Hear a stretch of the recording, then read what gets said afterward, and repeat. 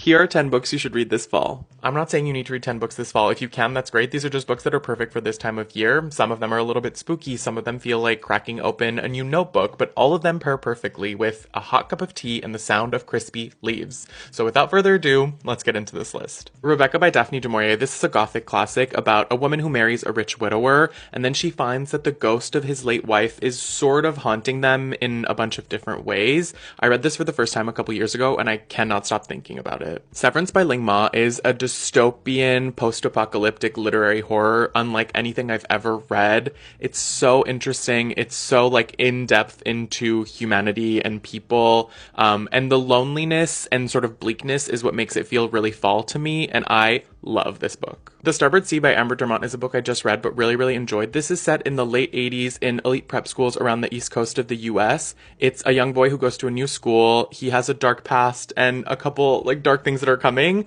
And it's like The Secret History, but there's a lot more sailing. Thirst by Marina Yukzuk, translated by Heather Cleary, is a book I can't stop talking about. It's a sapphic ancient vampire, and it's a modern day woman living in Argentina. It's the clash of those two cultures, identities, lives. So fascinating, so brilliant. Abigail by Magda Szabo, translated by Len Ricks, is a coming-of-age set in Hungary around the time of World War II. It's a young girl who goes to a boarding school, and she faces a lot of things there, a lot of rules, a lot of different challenges, and has to grow up very quickly.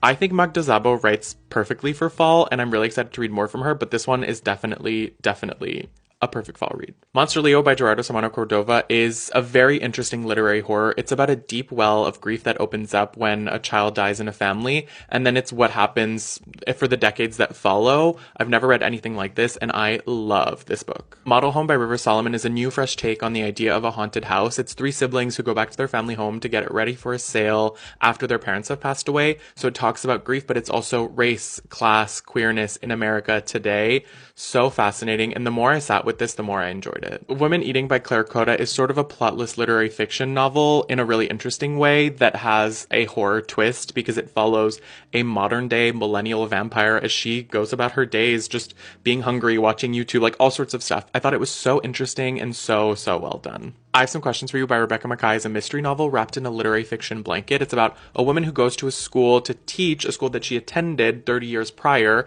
and while she was a student there, something like really horrific happened, and now as an adult, she's starting to investigate that thing that happened. It's saying so much, it's doing so much, and I could not put this down. Real Life by Brandon Taylor is the slice of life of a Black academic on a predominantly white Midwestern campus. So much happens in this with so little. It's really intimate, really small, really touching, and I think about this book all the time.